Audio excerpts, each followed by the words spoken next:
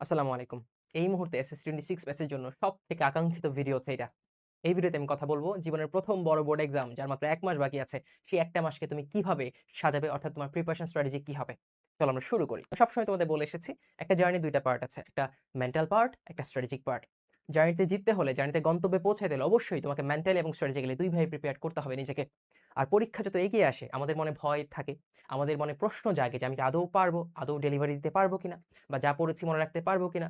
এবং সবসময় ভয় কাজ করে যে যা পড়েছি হয়তো ভুলে যাবো, হয়তো আমাকে দিয়ে হবে না। এই জিনিসটা তোমার কনফিডেন্সকে অনেক, অনেক কমিয়ে দেয়। যার ফলে তুমি একটা জিনিস যেটা ১০০ র মধ্যে ৯৯ বার তুমি পারবা। বাট ওই জিনিসটা তুমি ভুল করে ফেলো পরীক্ষার হলে বা ভুলে যাও। সো যেটা করতে হবে তুমি আজকে থেকে নিয়ম করে প্রতিদিন সকালে এবং বিকালে নিজেকে নিজে বলবে যে, "ইনশাল্লাহ এসএসসি পরীক্ষার জন্য আমি কম্পিটেন্ট বা যোগ্য।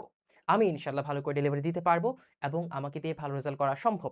এই জিনিসটা ফিল করবে এবং নিজেকে নিজে শুনিয়ে, শুনিয়ে বলবে। এটা রুটিন করে বলবে।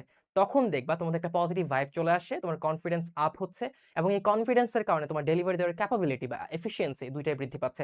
সো শুরুতেই মেন্টাল স্ট্র্যাটেজি ভালো করে খেয়াল রাখতে হবে। দেন গ্যাপ ফিল আপ ফেজ। দেখো এই গ্যাপ ফিল আপ ফেজটা কেন রেখেছি? তোমাদের অনেকের হয়তো গ্যাপ থাকতে পারে। ওই গ্যাপটা ফিল আপ করার জন্য। এখন এটা একটু বুদ্ধিমত্তার সাথে হ্যান্ডেল করতে হবে। এখন ধরো কেউ কোন জিনিস পড়ে নাই, কোনদিন পড়ে নাই। তার পুরা বইটাই গ্যাপ। এখন তো তার পুরা সময়টা গ্যাপ ফিল আপ ফেজ। এখন তো আল্টিমেটলি সে নতুন করে রিভিশন দিতে পারবে না। কারণ সে জিনিসটা পড়েই নাই। সো তোমাকে ফাইন্ড আউট করতে হবে যে একটা বইয়ের বায়োলজি, ফিজিক্স, কেমিস্ট্রি, ম্যাথ যে বই হোক না কেন, বাংলা, আইসিটি, ইংলিশ, তোমার ওই সাবজেক্টের ইম্পোর্টেন্ট জিনিসগুলোর মধ্যে কোনগুলা গ্যাপ আছে। অর্থাৎ যেগুলো থেকে প্রশ্ন হয় বোর্ডে, সেই প্রশ্ন আসার টপিকগুলার মধ্যে কোনগুলা তুমি গ্যাপ রেখে এসেছো বা ভালো করে পড়া হয়নি। এটা আজকে বসেই তুমি সিলেক্ট করে ফেলবে এবং নেক্সট ৬ থেকে ৭ দিন ৬ থেকে ৭ দিন বা কারো ক্ষেত্রে ১০ দিনও হতে পারে। এই ১০ দিন বা ৬ থেকে ১০ দিনের মধ্যে তুমি ওই ইম্পোর্টেন্ট জিনিস যেগুলা গ্যাপ পড়ে গিয়েছে বা তোমার মনে হচ্ছে একটু ঝালাই দেওয়া উচিত, সেই জিনিসগুলা পড়ে ফেলবে। তারপর তুমি চলে যাবে রিভিশন ফেইজে। আর রিভিশন দেওয়ার সময় রিভিশন এবং মডেল টেস্ট ২ টাকে সাইমালটেনিয়াস তোমায় চালাইতে হবে। যে জিনিসগুলা পড়েছো, নতুন জিনিস যেগুলো ইম্পোর্টেন্ট না সেগুলো পড়ার দরকার নাই। বাট যেগুলো ইম্পোর্টেন্ট তুমি পড়েছো, আবার ইম্পোর্টেন্ট জিনিসগুলো গ্যাপ ফিল আপ ফেইজে কমপ্লিট করেছো, সেগুলো বারবার রিভিশন দিবে। যে টপিকটা রিভিশন দিবে সেই টপিকের উপর অবশ্যই, অবশ্যই মডেল টেস্ট দিবে।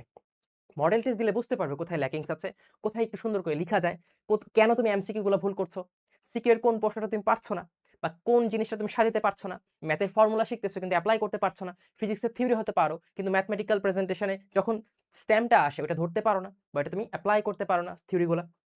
ফলাফল তোমার আল্টিমেটলি ম্যাথটা মিলে না। ফিজিক্সের গ, ঘ তুমি পারছো না বা তোমার শর্ট কোয়েশ্চেনের প্রবলেম থাকতে পারে। এই জিনিসগুলো আইডেন্টিফাই করতে হবে রিভিশন এবং সাইমালটেনিয়াস মডেল টেস্টের মাধ্যমে। তুমি রিভিশন দিয়ে গেলা, মডেল টেস্ট দিলা না, এতে হবে না। আবার তুমি পরীক্ষা দিলা, পরীক্ষার প্রশ্ন সলভ করলা না, যেগুলো ভুল করলে এগুলো রিভিশন দিলা না, তাহলে কিন্তু হবে না। সো রিভিশন, মডেল টেস্ট একই সাথে চালাইতে হবে।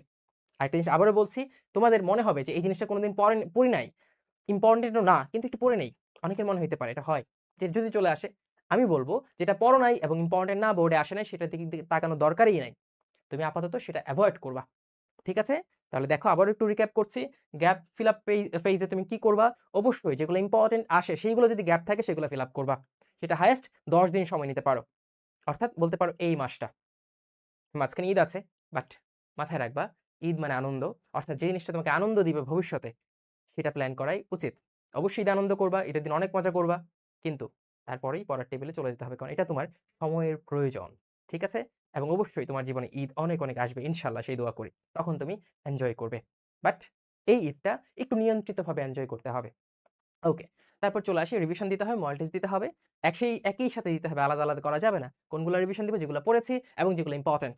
মডেল টেস্ট দিব, ভুলগুলো আবার ফিল আপ করব, ভুলগুলোর উপর চিন্তা করব। ভুল করলে মন খারাপ করা যাবে না। ভুল হয়, আমারও হইছে, তোমারও হইছে। বাট তুমি যদি 70-80% এর মধ্যে থাকো, ইনশাআল্লাহ তুমি ভালো করবা।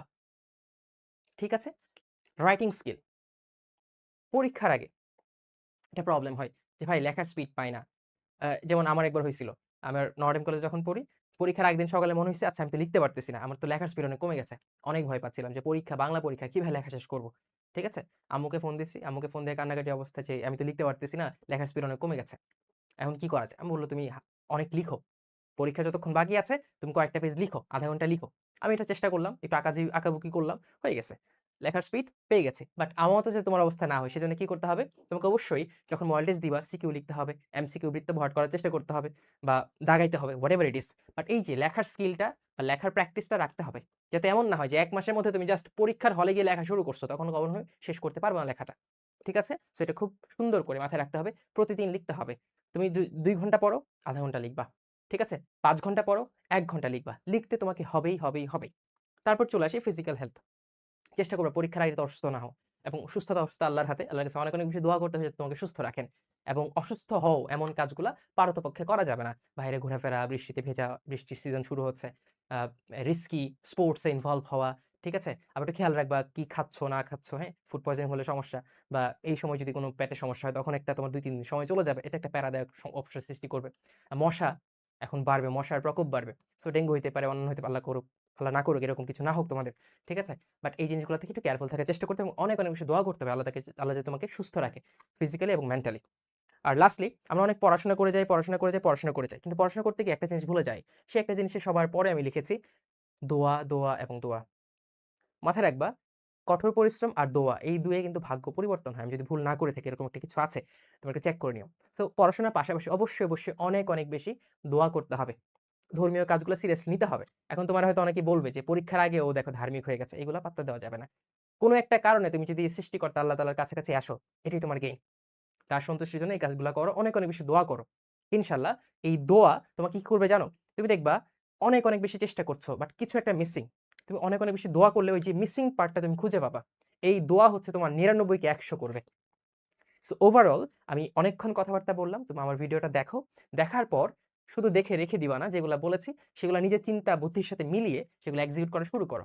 আর সবসময় মাথায় রাখবে শেষটা সবসময় ভালোই হয় যদি তোমার নিয়ত সহি থাকে এবং প্রিপারেশন নেওয়ার ওয়েটা ঠিক থাকে। আর আমি বিশ্বাস করি তোমরা সবাই অনেক বেশি ভালো করবে and all the best to everyone.